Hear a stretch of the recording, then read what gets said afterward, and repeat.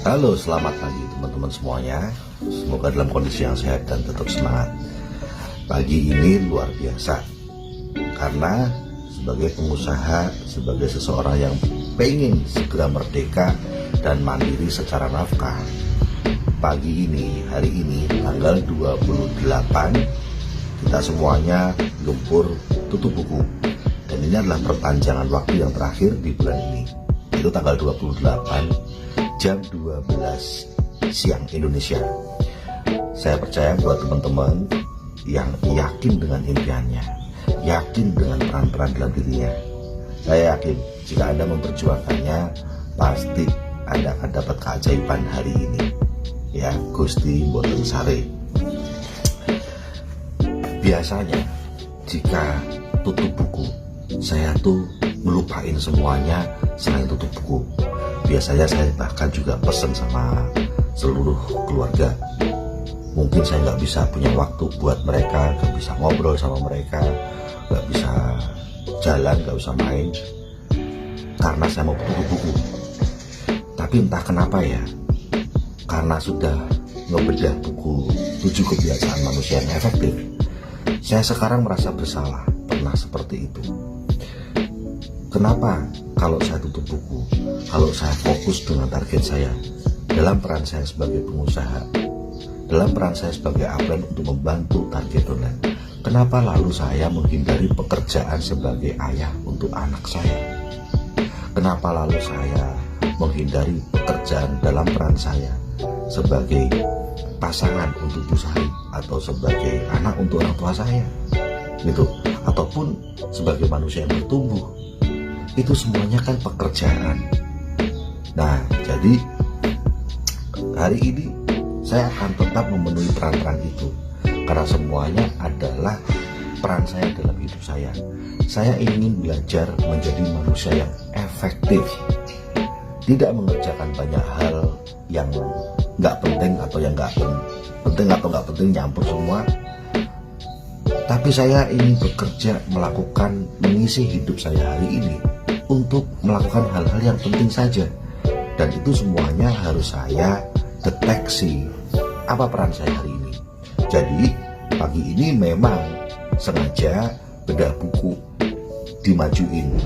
Yang biasanya jam 7:30, saya majuin jam 7. Kenapa? Karena jam 8 saya sudah harus bekerja. Jam 8 sudah harus bekerja dalam peran saya sebagai ayah untuk nganter kakak ke sekolahnya. Walaupun hari ini libur, tapi hari ini kakak ada acara untuk bikin buku tahunan ya sama teman-temannya. So ini hanya masalah digeser-geser saja gitu, tetapi tetap punya peran gitu ya, bekerja di perannya. Dan menurut saya bedah buku ini siapa tahu justru malah akan membuat kita dapat keajaiban, justru membuat kita dapat suntikan inspirasi, suntikan pencerahan yang akan membantu kita kena target tutup buku ini. So, mari kita lihat, oke? Semoga topik hari ini membantu kita kena target, ya. Topiknya adalah di pusat. Untuk menulis pernyataan misi pribadi, kita harus memulai di titik paling pusat dari lingkaran pengaruh kita. Pusat yang terdiri atas paradigma kita yang paling mendasar, lensa yang kita gunakan untuk melihat dunia. Disinilah kita berurusan dengan visi dan nilai kita. Disinilah kita menggunakan anugerah kita, yaitu kesadaran diri, untuk memeriksa peta kita. Dan apabila kita menghargai prinsip-prinsip yang benar untuk memastikan bahwa peta kita menggambarkan wilayahnya secara akurat, bahwa paradigma kita didasarkan pada prinsip yang realitas, disinilah kita menggunakan anugerah kita, suara hati. Tadi kita menggunakan anugerah kita, yaitu kesadaran diri. Lalu sekarang kita juga gunakan anugerah kita yang lain, suara hati. sebagai kompas untuk membantu kita mendeteksi bakat dan kontribusi kita yang unik. Kontribusi itu adalah sumbangsih kita. Disinilah juga kita menggunakan anugerah kita, yaitu imajinasi, kesadaran diri, suara hati, imajinasi. Ya, kita menggunakan anugerah kita, imajinasi, untuk menciptakan secara mental tujuan akhir yang kita inginkan, visi, memberikan arahan dan tujuan sejak awal, dan memberi isi konstitusi pribadi kita secara tertulis. Disinilah pula fokus upaya kita mencapai hasil terbesar. Sementara kita bekerja di dalam pusat lingkaran pengaruh, kita pun meluaskan lingkaran tersebut. Ini adalah pengungkit tertinggi kerja KP atau kemampuan berproduksi yang menimbulkan dampak yang berarti bagi efektivitas setiap aspek kehidupan kita. Apapun yang ada di pusat kehidupan kita akan menjadi sumber dari rasa aman, pedoman, kebijaksanaan, dan daya kita.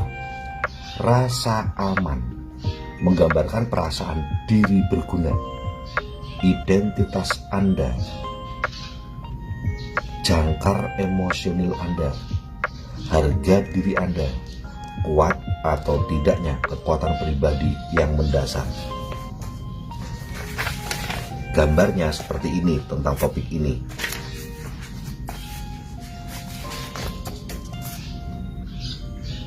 Oke, seperti ini ya. Pusat. Di pusat, kita ada di pusat. Nah, dari sinilah kita akan menyebar dalam tindakan-tindakan kita. Panah-panah ini adalah kebijaksanaan. Hari ini kita keluar nih dari pusat, kita tuh keluar kebijaksanaan. Ya, ada pedoman, ya, ada daya, lalu ada rasa aman. Tapi sebelumnya kita bedah dong, ya. Pertama adalah tadi kita ngomongin bahwa dari pusat kita harus menggunakan anugerah kita, yaitu kesadaran diri, awareness, kesadaran diri. Coba berhenti sejenak hari ini. Yuk kita kesadaran dirinya dimunculkan. Hari ini saya mau mengisi hidup saya dengan peran sebagai apa? Apakah hari ini saya mau cuma jadi pencari nafkah tok? Apakah hari ini saya cuma mau jadi orang tua yang merawat anak tok? Apakah hari ini saya mau jadi umat Tuhan yang cuma beribadah tok? Apakah hari ini saya cuma mau jadi pasangan yang merawat pasangan tok? Apakah hari ini saya cuma mau jadi anak yang merawat ibu saya tok? Atau hari ini saya cuma mau mengisi diri saya menjadi pribadi yang bertumbuh tok? Coba kita munculkan kesadaran diri kita, atau kita mau mengisi semua peran itu. Nah, sehingga kita tidak harus kehilangan peran yang lain hanya karena mengisi satu peran. Bahkan setiap peran-peran itu saling menguatkan, saling memberi kualitas pada peran yang lain jika kita mengisinya. Saya percaya ketika Anda sekarang ngirim WhatsApp buat anak Anda yang masih terpisah di Indonesia dan di luar negeri, saya percaya dalam peran itu Anda juga meningkatkan kualitas Anda sebagai pengusaha di TNC. Saya percaya ketika Anda juga ngejar target Anda hari ini, Anda juga sedang meningkatkan kualitas Anda sebagai seorang pasangan untuk pasangan Anda. Di saat yang sama, kualitas Anda sebagai anak yang memberi perhatian dan merawat ibunya juga bertumbuh. Nah, jadi saling mengisi, teman-teman. Eman-eman banget kan? Istilahnya peran-peran kita tuh dikasih rabuk, kok nggak kita buka semuanya? Kerannya harus dibuka semua, karena ada kualitas yang sedang mengalir. Lalu berikutnya adalah tadi kita ngomongin tentang suara hati. Suara hati bukan suara Paijo. Suara hati bukan suara Juminten. Suara hati bukan suara orang-orang di sekitar kita. Suara hati itu duduk diam dalam keheningan sesaat dan biarkan apa yang disuarakan sama Tuhan itu mengalir dalam hati kita. Kita punya kekuatan pribadi bukan karena kita ngikutin orang lain, bahkan mungkin juga bukan ngikutin upline, bukan ngikutin upline diamond, belum tentu juga. Tapi suara hati itu bahkan akan mengarahkan kita untuk ngikutin siapa, untuk dengerin siapa. Ya, upline saya pernah bilang suara hati itu suaranya Tuhan sebenarnya. Jadi kalau kamu mendengarkan hati nuranimu, kamu sedang mendengarkan suara Tuhan. Tetapi itu hanya ada dalam keheningan, hanya ada dalam kesendirian. Sebenarnya ada terus sih, tapi dia lirih. Nah, kalau kita terlalu sibuk gombrang-gambreng dengerin suara banyak orang, mana kita akan bisa mendengarkan suara Tuhan. Itu sebabnya justru malah kebanyakan orang menemukan suara Tuhan dalam hatinya itu waktu di penjara. Banyak sekali ya, termasuk kita dalam contoh ini Viktor Frankl atau Mahatma Gandhi ya, atau tokoh-tokoh lainnya ya. Koes Plus, Anda tahu ya, grup band yang sangat ngetop di Indonesia, The Beatles-nya Indonesia lah istilahnya, tahun 70-an, namanya Koes Plus. Karya-karya Koes Plus terbaik dan bestseller terlaris itu justru mereka ciptakan di penjara, waktu mereka di penjara gitu. Karena bagi pemerintah saat itu kayak menentang pemerintahan gitu ya. Nah, jadi dalam kesendirian justru ada kekuatan ya. Stephen Covey mengatakan di sini bahwa rasa aman menggambarkan perasaan diri itu berguna. Identitas Anda menggambarkan identitas Anda juga. Who are you? Siapa kamu?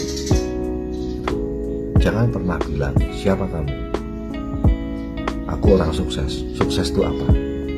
Ya, siapa kamu? Aku diamond. Diamond itu apa? Siapa kamu? Aku TKW. Lebih parah lagi. Siapa kamu? Aku istri yang berbahagia. Bentar dulu. Terus gak jadi anak gitu. Terus gak jadi pengusaha gitu. Siapa kamu? Gitu. Anda harus bisa, kalau ingin berkualitas, gambarkanlah diri Anda itu sebagai peran-peran. Aku adalah ibu yang, aku adalah pengusaha yang, aku adalah upline yang, aku adalah anak yang, aku adalah ya. Jadi pernyataan misi pribadi ya. Jangkar emosional Anda, rasa aman itu adalah jangkar emosional Anda. Jadi jangkar itu ngait ya. Jangkar itu digunakan oleh kapal. Kalau kapal mendarat atau kapal mau berlabuh diem aja gitu ya, mau dimanapun, jangkarnya diturunin. Supaya apa? Supaya nggak kemana-mana, supaya nggak dibawa ombak. Nah, jangkar emosional itu artinya kita meletakkan suatu pengait, suatu pengikat agar emosional kita itu nggak dibawa angin sama cuaca di luar sana. Tapi emosional kita itu keikat sama prinsip-prinsip kita. Harga diri Anda, rasa aman itu juga akan mengalir dari sana, harga diri Anda. Nah, tapi sekarang harga diri Anda yang benar. Harga diri Anda bukan kalau Anda punya rumah. Terus kenapa kalau punya rumah? Harga diri Anda bukan kalau Anda punya homestay. Terus kenapa kalau punya homestay? Harga diri Anda bukan ditentukan dari apapun yang bersifat hanya materi saja.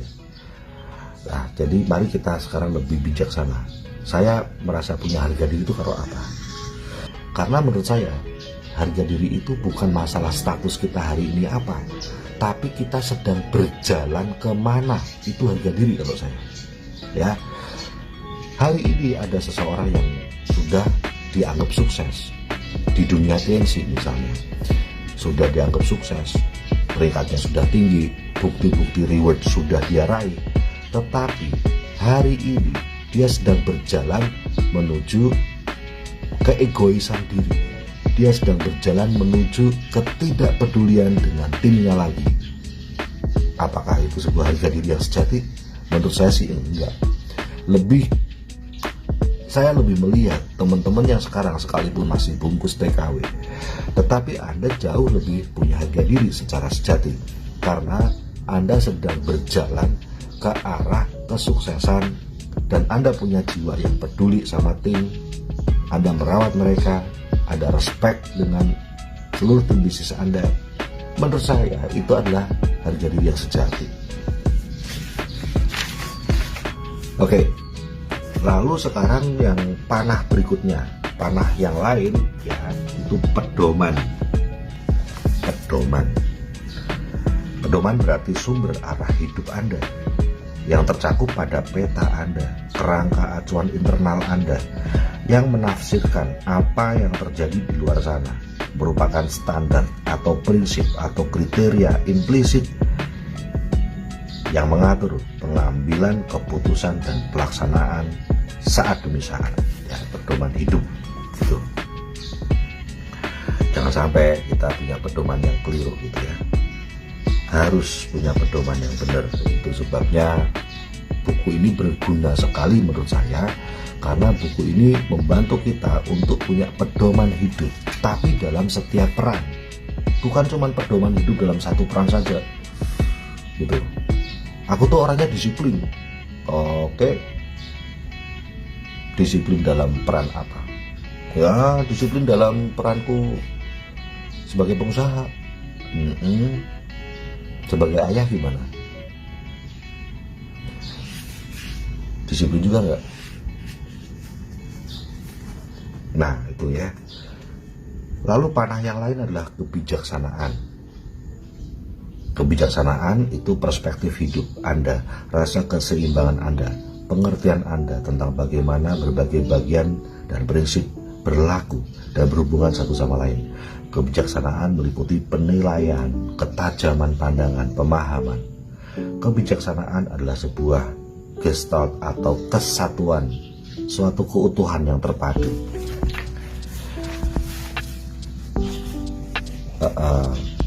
Nabi Sulaiman atau Salomo adalah salah satu tokoh yang sangat luar biasa. Dari luar orang memandang Salomo atau Sulaiman itu benar-benar orang yang sangat berkelimpahan, kaya raya sekali. Mungkin kalau sekarang ya itu kelasnya tuh di atasnya Bill Gates gitu ya, secara keuangan, kaya raya luar biasa, berlimpah uang gitu. Nah, dulu sebelum hal itu terjadi, Salomo atau Nabi Sulaiman itu pernah ditanya sama Tuhan, jika engkau mau meminta padaku satu hal yang akan kukabulkan, apa yang akan kau minta? Saat itu Nabi Sulaiman belum punya apa-apa. Mungkin dalam benak kita, Nabi Sulaiman akan meminta harta, atau mungkin meminta cinta, atau mungkin meminta sukses gitu ya, bebas utang ya. Nah, Nabi Sulaiman meminta kebijaksanaan. Tuhan Allah, beri aku kebijaksanaan. Dan Tuhan bertanya, kenapa kamu meminta itu? Ya, Nabi Sulaiman atau Salomo mengatakan, dengan kebijaksanaan aku bisa menemukan setiap sumber kebahagiaan dalam kondisiku. Dengan kebijaksanaan aku bisa membuat apa yang tadinya tidak ada, ku kelola menjadi ada, dan merawat apa yang sudah ada supaya tetap ada. Dengan kebijaksanaan aku bisa bersyukur, aku bisa berjuang, aku punya arah hidup yang benar. Wala simsalabim, Nabi Sulaiman punya kebijaksanaan, dan dengan kebijaksanaan itulah dia akhirnya punya kesuksesan. Dalam bahasa Stephen Covey, kebijaksanaan itu artinya adalah mengerti peran-peran kita, mensyukuri apa yang sudah kita miliki hari ini, lalu mengisi peran-peran itu. Dan setiap kendala yang terjadi, jangan anggap itu sebagai masalah, anggaplah sebagai sekolah. Kayak ini pesanin buku, setiap kali Wijaya kamu ketemu masalah, pandanglah itu sebagai sekolah, maka kamu akan justru lebih sukses, bertumbuh, dewasa ketika harus menghadapinya lagi. Lalu panah berikutnya adalah daya. Daya adalah kemampuan atau kapasitas untuk bertindak, kekuatan dan potensi untuk mencapai sesuatu. Daya adalah energi yang vital untuk membuat pilihan dan keputusan. Daya juga mencakup kapasitas untuk mengatasi kebiasaan yang sudah tertanam dan mengusahakan kebiasaan yang lebih tinggi dan lebih efektif. Nah, kalau kita dengar daya, kita juga sering dengar lawan katanya tidak berdaya. Lalu apa maksudnya daya, punya daya, dan tidak berdaya? Kalau kita ingat lagi topik yang kita bahas di bab-bab sebelumnya, coba teman-teman ingat kata dan makna proaktif. Ya, proaktif itu bukan artinya orang yang punya inisiatif. Proaktif itu artinya adalah kebebasan yang kita miliki dan kita punya kekuatan untuk memilih respon kita atas semua hal yang sedang terjadi. Kita tidak harus menjadi korban dari kondisi apa yang sedang terjadi. Kita punya tujuan hidup dan kita akan tetap dapatkan tujuan itu lewat perjuangan kita. Dan apapun yang sekarang sedang menghadang kita untuk tiba di tujuan itu tidak akan pernah mematahkan kita. Kenapa? Karena kita selalu bisa merespon, ya, selalu punya kemampuan untuk merespon. Kita tidak harus emosi, kita tidak harus sebel, atau juga kita tidak harus merasa tidak berdaya gara-gara halangan itu. Selalu melihat bahwa itu adalah sekolah, bukan masalah. Selalu melihat itu cuma polisi tidur yang bisa kita lewati. Hanya sedikit, harus pelan sedikit, jeder mobilnya biar tidak mencolok, ya, pelan sedikit, lewati saja kayak polisi tidur. Ya, memang di tempat-tempat itu kita harus lebih pelan dan lebih hati-hati, makanya ada polisi tidur. Itulah masalah. Di tempat-tempat area itu kita harus lebih hati-hati, bukan berarti kita berhenti. Ya, hanya cuman pelan sedikit karena di sana banyak mungkin orang lewat tidak sengaja. Nah, masalah atau kendala itu kayak gitu. Entah itu dalam bidang keuangan, ya, entah itu dalam bidang hubungan, entah dalam bidang bisnis, target dan sebagainya.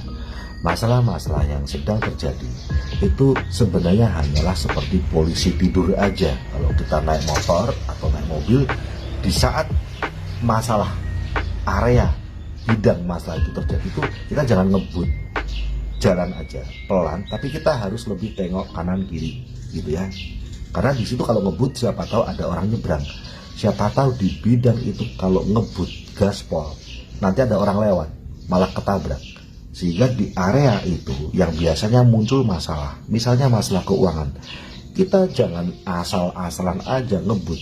Kalau udah pernah punya masalah keuangan, apalagi berulang,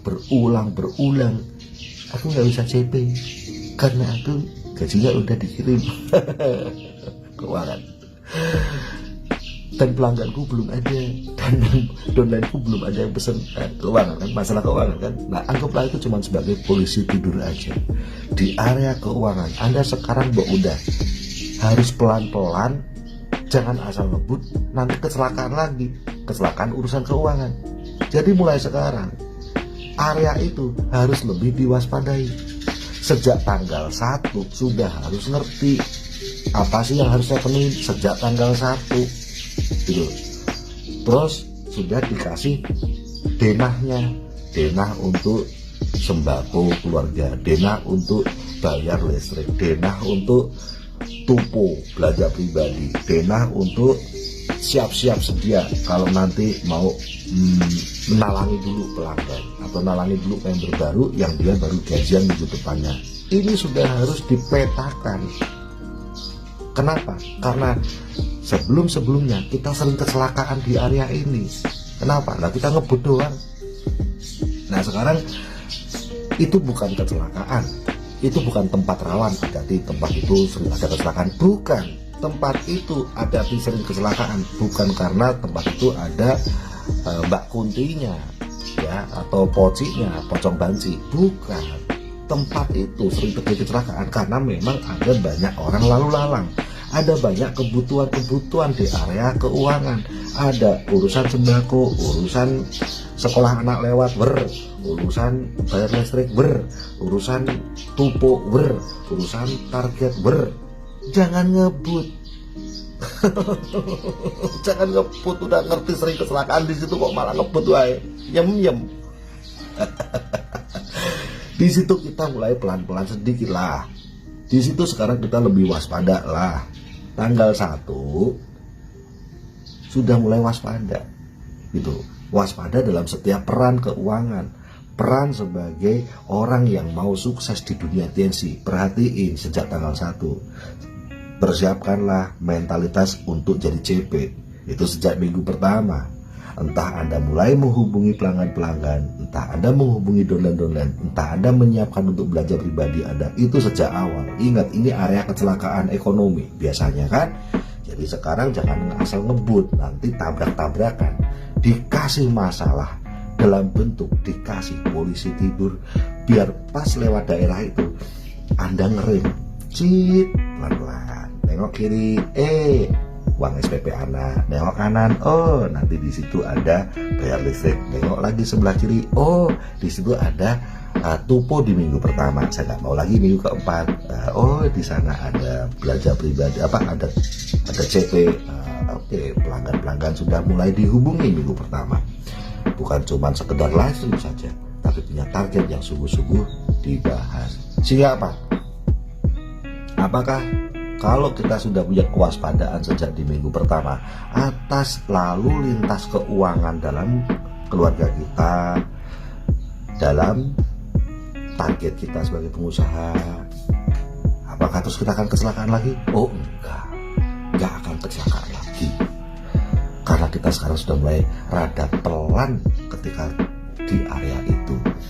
Itulah yang namanya daya, itulah yang namanya proaktif.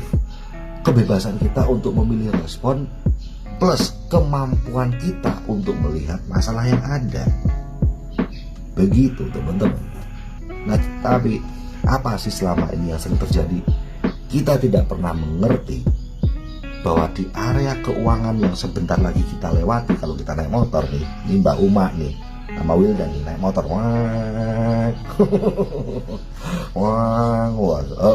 Pak Wildan kok gini, emang digendong nggak? Wildan pegang gitu ya. Nah, naik motor nih, tiba di daerah itu, tapi tanpa ada polisi tidur, ya ngebut aja, jalannya mulus. Akhirnya apa? Banyak orang lewat yang ketabrak lah. Itu ternyata area rame situ, ya. Ada orang lewat, judulnya adalah SPP anak, duer tabrak, kecelakaan gelangsar.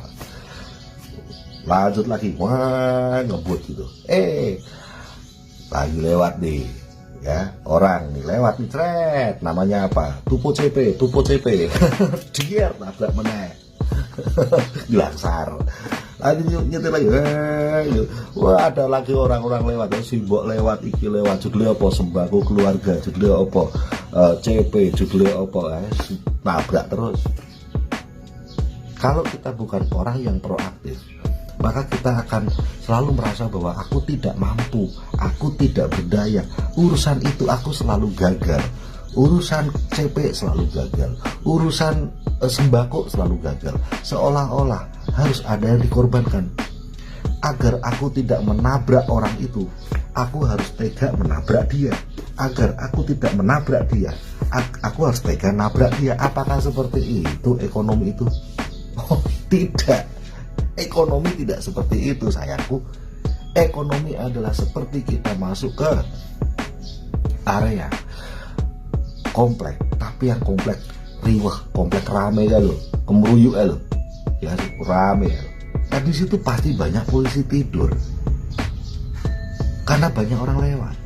Di situ kita nggak boleh ngebut, di situ kita harus pelan. Nah disitulah kebutuhan itu berseliweran, tren, ya bayar listrik, SPP anak, ya CP, tupo, nepi, seret lewat. Sehingga di situ kita harus pelan-pelan. Setiap masalah-masalah yang lewat, bagaikan polisi tidur yang harus bukan kita berhenti. Masa lu di depan polisi tidur berhenti? Di depan polisi tidur itu cuma pelan doang, lewat tapi pelan, gleng lewatin, gleng lewatin, gleng lewatin. Dan Anda akan bisa melewati komplek itu lancar, tapi memang di area itu harus pelan. Ngerti? Nah itulah teman-teman, contoh saja manusia yang punya daya, manusia yang proaktif. Dan itu harus kita jadikan sebagai panah keluar, ya, lewat pusat kita. Begitu, ya. Keempat faktor ini, keempat panah mata angin tadi, rasa aman, pedoman hidup, kebijaksanaan, dan daya saling bergantung. Mereka saling bergantung, ya. Rasa aman dan pedoman yang jelas akan membawa kebijaksanaan yang sebenarnya, dan kebijaksanaan menjadi percikan api atau katalisator untuk melepaskan dan mengarahkan daya kita, proaktivitas kita.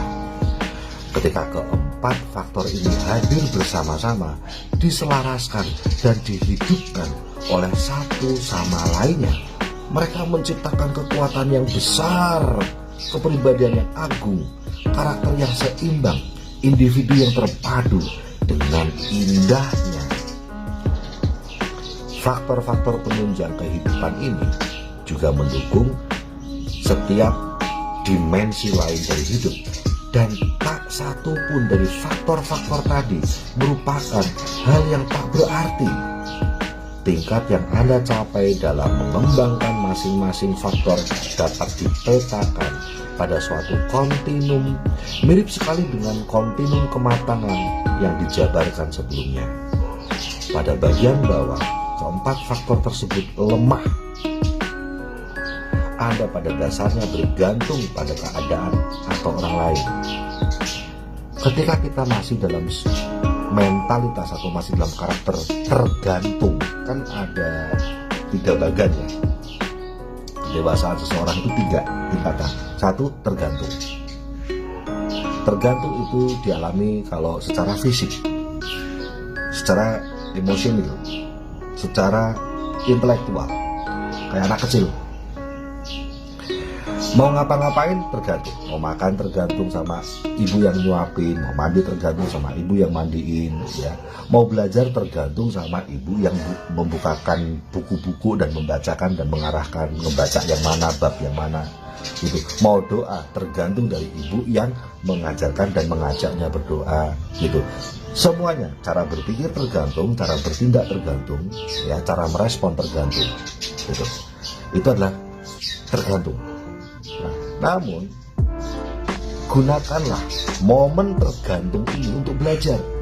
Karena kalau momen kita saat tergantung ini tidak digunakan untuk belajar, maka semua hal yang diajarkan sama kita dalam bentuk membantu kita, kesannya kan membantu nih ibu sama anaknya, tapi sebenarnya itu mengajarkan. Kalau tidak dipakai untuk belajar, ya kita akan jadi manusia tergantung terus, gitu. Nah, pembelajaran saat kita tergantung itu akan meningkatkan kualitas kita ke arah mandiri, bukan ke arah BCA, bukan ke arah BRI. Ini arahnya mandiri. Ingat ya, mandiri artinya hal-hal yang tadinya dia dapatkan lewat bantuan orang lain, entah ibunya, entah gurunya, entah aplennya, entah temannya, karena dia gunakan momen itu untuk belajar, maka sekarang dia bisa melakukannya untuk dirinya sendiri. Itu namanya mandiri, gitu. Tapi ya dia tidak akan pernah mandiri ya kalau dia tidak pernah menggunakan momen saat dia masih tergantung tadi untuk belajar, tapi hanya untuk manja. Bedakan itu. Orang manja dan orang belajar itu sebenarnya sama saja apa yang dia dapetin. Tetapi kalau orang manja tidak menggunakan apa yang dia dapatkan untuk pembelajaran, kalau orang yang nanti akan tumbuh mandiri, maka dia gunakan momen saat dia masih tergantung itu untuk belajar. Nah, oke. Nah, kalau dia sudah mandiri, maka dia akan meningkatkan kemandirian dia untuk lebih sukses. Biasanya orang sukses itu adalah orang yang awalnya mandiri dulu. Dia ngerti dasar-dasar waktu dia masih dulu bergantung sama orang lain. Untuk apa? Untuk dia saling kerjasama, kesaling tergantungan. Dengan siapa? Dengan orang yang sama-sama mandiri. Ya, contoh, dalam sebuah tim bisnis kita, petugas, sudah ada petugas presenter, sudah ada petugas yang sharing, sudah ada petugas yang menjadi MC, dan sudah ada petugas yang jadi host Zoom gitu, dan nanti akan di live kan ke Facebook. Ini adalah orang-orang mandiri. Tidak mungkin host Zoom dia berperan sebagai host Zoom ya, lalu dia tanya sama presenternya, ini caranya gimana dong, caranya gimana dong. Lalu si presenternya bilang, aduh mana gue ngerti, aku harus jadi presenter, aku juga ngerti ngomong apa ini kok waktu presentasi. Nah, si presenter tanya sama MC-nya, Mbak MC, presentasi itu nanti ngomong apa sih? Si MC bilang, menek ketehe, orang aku aja juga, MC-nya juga bingung, MC itu ngomongin apa? Ini siapa yang ngomong? Siapa yang jadi presenter? Gue gak ngerti. Si MC yang ngomong sama yang petugas yang akan sharing sukses. Mbak, sharing sukses, ajarin gue MC dong. Nah coba, kalau seperti itu, maka itu bukan kerjasama dari orang-orang yang mandiri. Itu adalah kerjasama dari orang-orang yang masih tergantung. Mana bisa guys, orang yang masih tergantung tuh kalau kumpul bukan kerjasama, tapi apa? Dolanan. Lu anak-anak kan? Tuh lu anak-anak kita kumpul sama anak-anak tetangga, mereka kerjasama? Enggak, mereka dolanan. Pasaran, dokter-dokteran, mereka dolanan. Siapa yang bisa kerjasama? Emak-emaknya yang bisa kerjasama, karena emak-emaknya mandiri merawat anak. Emak-emaknya kerjasama dengan ngajakin mainnya kemana, mandiri dengan ketika anak yang satu jatuh, dia bisa ikut bantunya. Jadi yang bisa kerjasama, sambil arisan. Jadi yang kerjasama itu adalah orang-orang yang mandiri. Tapi ini akan meningkatkan kita ke kualitas tertinggi, yaitu kesaling tergantungan, kerjasama. Yang isinya orang mandiri, mereka akan punya pencapaian hidup lebih hebat, lebih dahsyat, lebih. Itulah teman-teman, bekerja di pusat. Apakah topik yang kita bahas hari ini akan membantu kita kena target kita hari ini? Saya yakin setiap topik yang kita diskusikan itu bekerja dalam target kita, entah target apapun. Dan untuk yang saat tutup buku ini, semua peran kita isi, tetapi ada yang diprioritaskan. Cetek, tutup buku ini berperan sebagai pengusaha, pemilik bisnis, aplen, orang tua, anak, sebagai pasangan, pribadi yang bertumbuh. Tetapi ada yang harus ditaruh di paling atas, target pengusaha, tutup buku ya. Yang lainnya tetap dipenuhi, tapi ini jangan sampai nggak dipenuhi ya. Ini tetap dipenuhi di waktu-waktu yang lainnya, tapi tetap hari ini itu prioritas ya. Baik, semoga bermanfaat ya, dan saya akan antar Audrey ke sekolah. Nanti kita ketemu lagi di grup WhatsApp dan grup Facebook.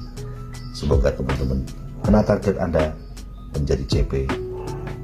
Bantulah saudara-saudara Anda menjadi CP bulan ini. Sukses selalu, sehat selalu, go freedom.